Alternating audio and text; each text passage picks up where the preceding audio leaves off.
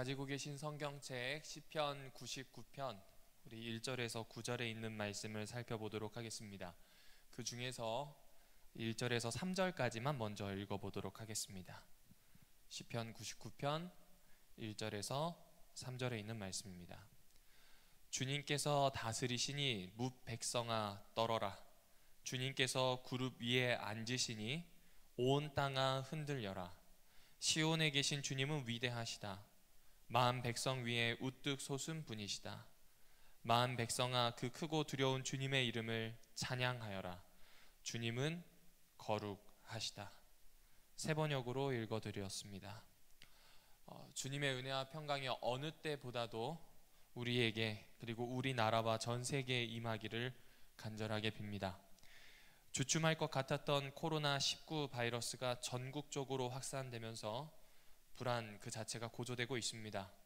오랫동안 한국 교회를 뒤흔들었던 신천지로부터 시작된 집단 감염 현상이 심각한 지경에 이르렀기 때문에 그렇습니다.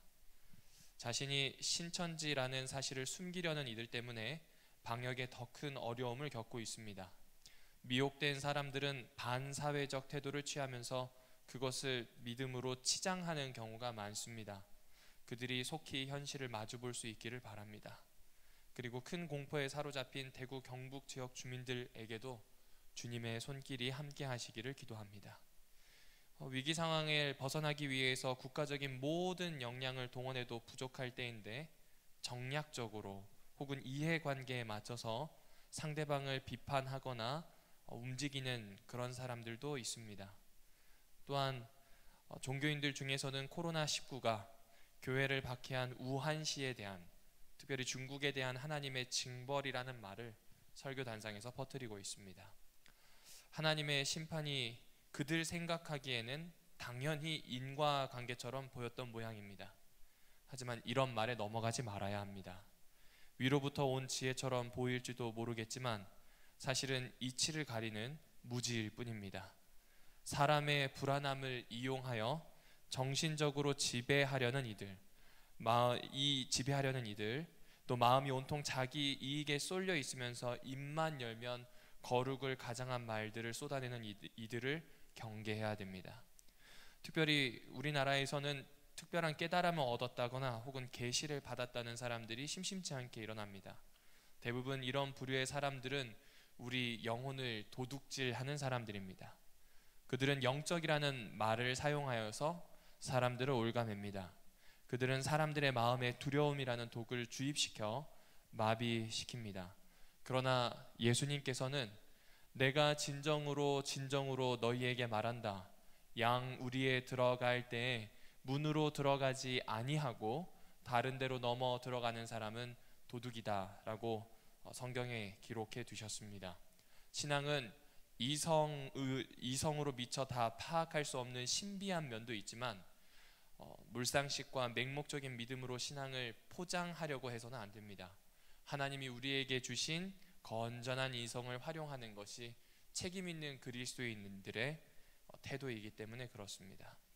오늘 함께 보신 시편 99편에 있는 말씀은 세 부분으로 나눌 수 있습니다.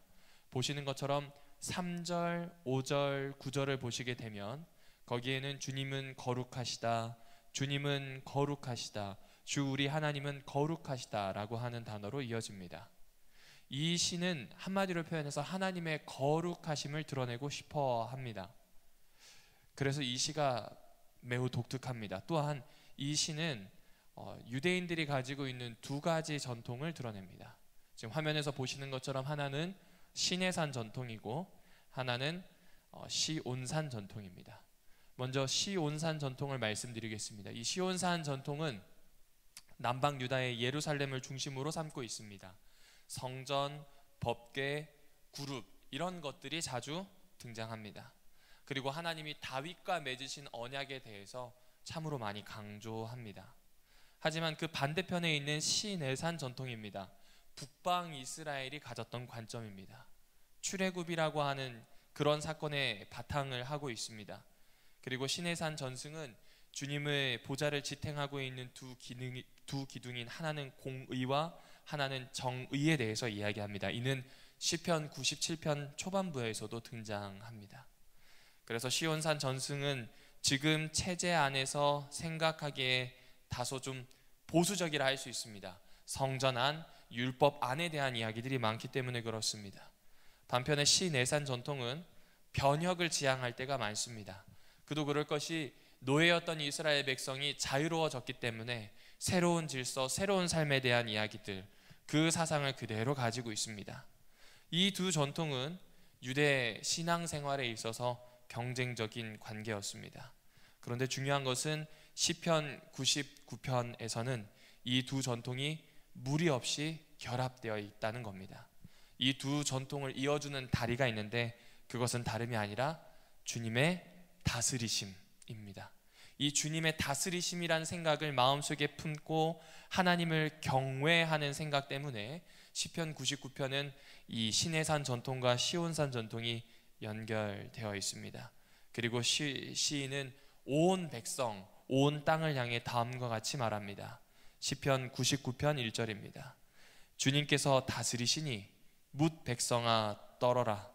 주님께서 구름 위에 앉으시니 온 땅아 흔들려라. 알고 계시는 것처럼 구름은 커다란 날개를 가지고 있는 천사입니다. 그리고 이 천사는 법궤의 덮개인 이 속죄소를 가리는 천사입니다. 하나님은 이 법궤의 이 속죄소를 가리고 있는 구름 천사 위에서 온 땅을 다스리십니다. 하나님 앞에서 뭇 백성은 떨고 온 땅은 흔들립니다. 하나님의 거룩함, 곧 하나님의 존재감이 사람으로 하여금 두려움을 느끼게 하기 때문에 그렇습니다. 떨어라, 흔들려라 라고 하는 말이 시편에서는 명령형으로 나옵니다. 어떤 사람을 설명하면 좋을까 생각해 보니 베드로입니다. 베드로는 물고기 잡이 기적을 체험하게 됩니다. 그리고 그는 누가복음 5장에 이렇게 이야기합니다. 주님, 나에게서 떠나 주십시오. 저는 죄인입니다. 저는 죄인입니다. 거룩을 경험한 사람의 당연한 반응입니다. 우리는 대개 한시적인 안정에 살아갑니다. 하지만 영원히 안정적일 것이라고 착각합니다. 또한 내가 그런대로 괜찮은 사람이라고 여깁니다. 하지만 하나님이 존재하시는 걸 느끼게 되면, 하나님의 거룩하심 앞에 설 때면 우리 자신의 허물, 죄, 연약함, 그리고 유한함이 자각할 수밖에 없습니다. 그때 사람이 보이는 반응이 바로 화면에 나오고 있는 떨림, 흔들림입니다. 떨림과 흔들림, 이 명령은 법궤가 출현할 때의 사람들이 보인 반응입니다. 고대의 전쟁은 신들의 전쟁이었습니다. 그래서 자기들이 믿는 신을 전장에 모셔오곤 했는데 이스라엘도 전황이 불리할 때면 법궤를 앞세웠습니다. 이때 시편에서 반복적으로 등장하는 주님 일어나십시오라는 기도와 함께 법궤를 맨 제사장들이 외치는 소리가 이것입니다. 일어나신 주님, 불의를 징벌하시는 용사가 되어 주십시오. 일어나시는 주님, 불의를 징벌하시는 용사가 되어 주십시오. 그렇게 거룩하신 하나님이 나오길 바라는 겁니다. 이것은 시온산에서 나온 전통이라고 볼 수 있습니다. 그런데 시인은 주님의 능력은 정의를 사랑하심에 있다고 표현합니다. 주님의 능력이 공의를 바탕으로 하고 있다고 이야기합니다. 시내산 전통입니다. 주님의 힘은 정의를 사랑하시는 데서 분명하게 드러납니다. 반대로 정의를 무너뜨리는 사람에 대해서는 하나님은 분노하십니다. 정의를 무너뜨리는 사람들은 되게 강자이지요. 이사야는 주님이 하시는 일에 대해서 하나하나 이야기합니다. 특별히 주님의 역사에 대해서 별다른 관심이 없는 부유한 사람들, 악인들에 대해서 이렇게 선언합니다. 악한 것을 선하다고 하고 선한 것을 악하다고 하는 자들, 어둠을 빛이라고 하고 빛을 어두움이라고 하는 자들에게 재앙이 닥칠 것이다. 정의, 공의, 그리고 불쌍하고 가련한 사람들이 다시 설 수 있는 회복적 정의, 하나님이 이 세상을 세우신 세계의 기본 질서입니다. 정의, 공의, 이것이 흔들릴 때 사회는 불안해집니다. 새롭고 안정적인 새로운 꿈을 꿀 수가 없습니다. 그리고 그런 세상은 필연적으로 신뢰가 무너져 혼돈스럽게 됩니다. 우리가 거룩하신 하나님을 찬양해야 하는 이유는 무엇일까요? 주님은 그런 우리의 기도, 우리의 부르짖음에 응답하시기 때문입니다. 여하튼 시내산 전통 안에서든 곧 말씀 안에서 율법을 가지고 어떻게든 해석하려고 하는 전통이나 아니면 시내산 전통, 곧 어찌하여서든지 정의와 공의를 위하여 삶을 변화시키려고 하는 이 두 사람, 이 둘 모두를 하나님이 다스리고 있다는 것이죠. 곧 온 세상에 갖가지 생각을 가지고 있는 모든 사람을 하나님은 다스리고 계십니다. 그리고 그 사람들은 자신들의 부르짖음, 그 기도를 할 때에 하나님께서 응답하신다고 이야기합니다. 6절에는 세 사람의 이름이 등장합니다. 이 그림에서처럼 천사들과 그 천사들 옆에 있는 주님이 전화기를 가지고 계시는데, 모세와 아론, 사무엘, 야곱, 이 네 사람이 전화하는 장면이 나옵니다. 이 시편 99편을 두고 상상한 장면입니다. 마치 전화를 걸었을 때 상대방이 수화기를 들고 응답하듯이 정말로 손쉽게, 어떤 의미에선 너무나 빠르게 당연하다듯 응답해 주시는 하나님에 대해서 이야기합니다. 그런데 모세와 아론과 사무엘이 오늘 시편 99편에 등장합니다. 좀 낯선 조합입니다. 그들은 왜 여기에 등장하겠습니까? 이 그림에서 나오는 것처럼 이들은 기도의 사람들입니다. 기도의 사람들입니다. 그들이 주님께 부르짖을 때마다 그분이 응답하여 주셨다라고 성경은 이야기합니다. 그럼 그들은 도대체 어떤 기도를 드렸을까요? 이들의 기도는 한 가지 공통점이 있습니다. 동족이 어려움에 빠질 때 하나님의 노여움을 살 위험이 있음에도 불구하고 기도하였습니다. 모세는 금송아지 숭배 사건 이후에 다음과 같이 기도합니다.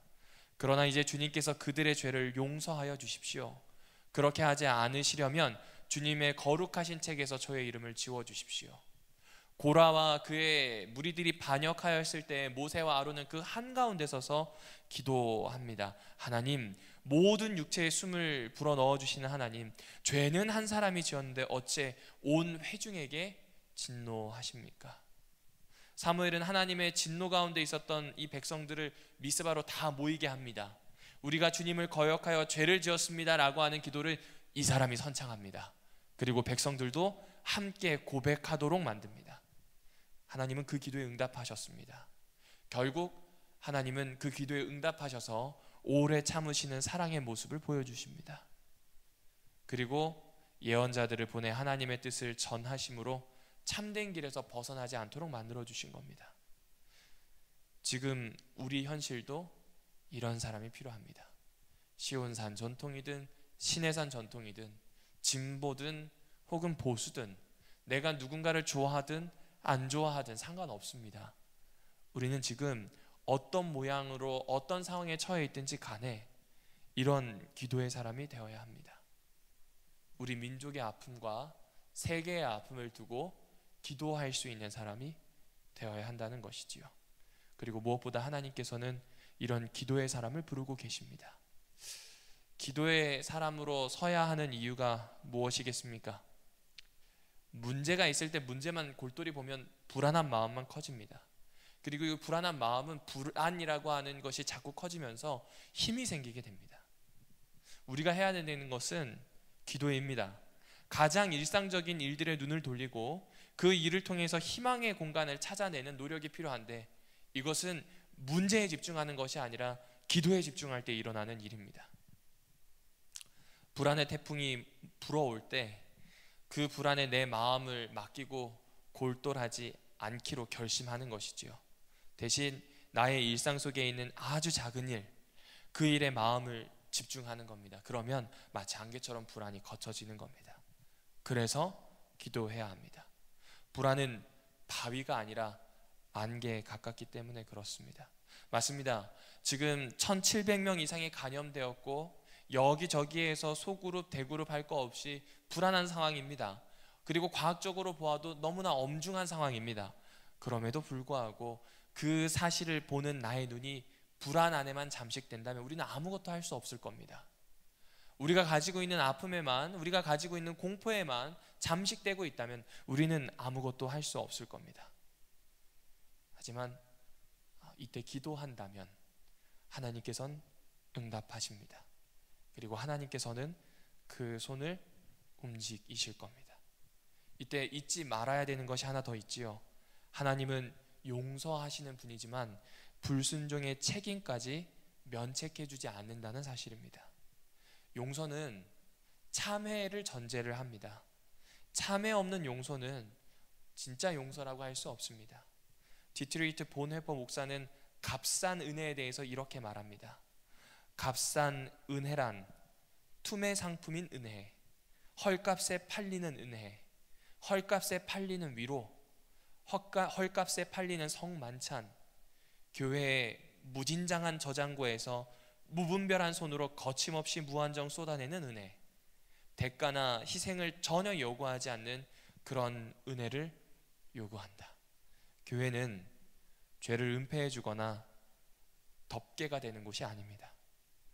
많은 이들이 인간의 행위로 구원을 얻을 수 있다고 이야기하지만 그것이 아니라고 말해 주어야 합니다. 그리고 혹 그것이 아니기 때문에 은혜가 모든 것을 치루어낼 수 있다라고 이야기한다면 그것이 믿음이 아니라 오히려 싸구려 은혜라고 이야기해 줘야 됩니다. 우리가 가지고 있는 그리스도에 대한 신앙이 천박하게 만들어지는 계기가 됩니다. 개인의 참회가 없는 죄사함, 본받음이 없는 은혜, 은혜를 받게 되면 은혜를 준 사람을 본받고 싶어 하는 듯 그 마음과 똑같습니다. 또 십자가 없는, 곧 희생 없는 은혜, 사람이 되신 예수 그리스도가 없는 은혜를 경계해야 합니다. 우리는 대신 값비싼 은혜를 추구해야 합니다. 마치 값진 진주, 인생 진주를 찾기 위해서 여기저기 다니다가 그 진주를 발견하고 너무 기뻐하여 모든 것을 팔아서 샀던 사람처럼, 밭에 숨겨진 보화를 보고 자신의 모든 것을 투자해서 그 밭을 샀던 그 사람들처럼 움직여야 하는 겁니다. 왜냐하면 하나님은 용서하시지만 더러워진 옷을 던져 넣기만 하면 깨끗하게 만들어주는 스타일러나 세탁기가 아니시기 때문에 그렇습니다. 자비롭고 은혜롭고 노하기를 더디하고 한결같은 사랑과 진실이 풍성한 하나님은 악과 허물과 죄를 용서하는 분이십니다. 죄를 벌하지 않은 채 그냥 넘어가지 않는 분이라고 출애굽기 34장에선 이야기합니다. 이것이 하나님의 거룩하심입니다. 하나님의 거룩함은 온 땅을 다스리는 주님의 존재, 공평에 기초하시는 우리 주님의 사랑, 그리고 부르짖는 이들에게 응답하시는 모습을 통해서 드러납니다. 오늘 제가 말씀의 주제를 직선은 불안하다라고 했는데 이건 나태주 시인의 제목을 따온 겁니다. 나태주 시인이 직선은 불안하다라고 하는 제목의 시를 이렇게 썼습니다. 읽어드리겠습니다. 직선은 불안하다. 구부러질까봐 불안하다. 그러나 곡선은 편안하다. 더 구부러져 보았자 여전히 곡선이기 때문이다. 더 구부러져 보았자 여전히 곡선이기 때문이다. 신앙도 이와 같지 않을까요? 직진하여서 하늘로 가는 길은 없는 것 같습니다. 이런 저런 일을 만나면서 직선의 그리스도인이 아니라 곡선의 그리스도인으로 사는 겁니다. 기도하는 일을 통하여 상대의 마음을 이해하기도 하고 시대의 아픔을 함께하기도 하며 위로자가 되기도 하고 때로는 실천하는 사람이 되기도 합니다. 실패하기도 하고 일어나기도 하는 그 모든 상황에 우리 하나님의 거룩하심, 그리고 그 하나님께 기도하는 나 자신이 있을 뿐입니다. 온 세상이 자기 자신의 이익을 추구하느라 정신이 없습니다. 심지어 이 일은 정의라고 하는 토대를 무너뜨립니다. 하지만 세상을 다스리는 분은 하나님이세요. 우리가 진정으로 그런 믿음을 가지고 있다면 세상이 어떠하든지 흔들리지 않을 겁니다. 우리가 흔들리는 건 딱 하나, 하나님의 거룩하심밖에 없을 겁니다. 하나님의 아들이신 예수는 죽음이 예견된 상황에서도 사랑, 정의의 길을 포기하지 않으셨습니다. 우리 인생의 집 역시 그런 예수님의 토대 위에 지어져야 할 겁니다. 왜냐하면 그리스도인은 그 사랑으로 살아내는 사람들이기 때문에 그렇습니다. 뒤숭숭한 시절입니다. 하지만 거룩하신 하나님을 바라보며 우리 삶을 가지런히 정리했으면 합니다. 혐오하는, 밀어내는 말들은 버려주십시오. 그리고 두려움이 몰려온다면 맞습니다. 두렵습니다. 하지만 거기에 잠식되기를 선택하지 않고 기도하기를 선택해 주십시오. 주님이 우리의 방패가 되어 주실 겁니다. 주님의 손과 발이 두려움에 떨고 있는 이 사람들을 위로할 겁니다. 이때 이 주님의 손과 발이 되어 주십시오. 어려운 때일수록 빛이신 주님을 우리 안으로 모셔야만 합니다. 그렇게 한 주를 또 살아낼 수 있었으면 좋겠습니다. 각 가정에서 예배 드리시는 마음이 다양하실 줄 압니다. 불안하기도 하고 속히 지나갔으면 하는 마음도 있을 것이고, 이렇게 신앙을 하면서 주저앉는 때가 있나, 이게 이제 끝인가 라는 생각이 드실지도 모르겠습니다. 중요한 건 그건 각자 가지고 있는 생각일 뿐입니다. 그 생각이 어디에서 왔든지 상관없이 거룩하신 하나님은 세상을 다스리고 계십니다. 고로 우리는 기도하십시다. 내가 원하는 직선이 아니라 하나님이 만드신 곡선 위를 달리는 그런 그리스도인이 되기를 바라며 말씀을 줄이도록 하겠습니다.